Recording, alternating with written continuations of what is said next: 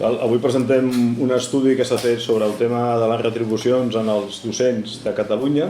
Aquest proper dissabte 15 de novembre hi ha una manifestació que nosaltres com a sindicat convoquem junt amb altres sindicats i una de les reivindicacions principals que exposem és la qüestió de l'augment salarial per recuperar el nostre poder adquisitiu. El professorat de secundària el que està patint és una degradació de les seves condicions de treball.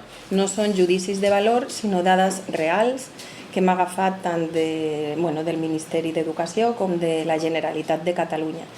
Amb aquestes dades hem pogut calcular quan hem perdut de poder adquisitiu els professors. Les borses d'algunes especialitats com pot ser tecnologia, informàtica, economia, moltes especialitats d'FP, català, etc., estan completament buides.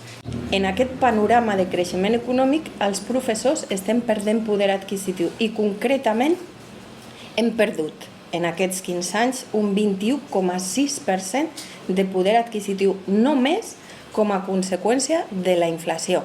Estem a la cua d'Espanya. Som la comunitat autònoma on pitjor es remunera als professors. I això és molt greu. Per què?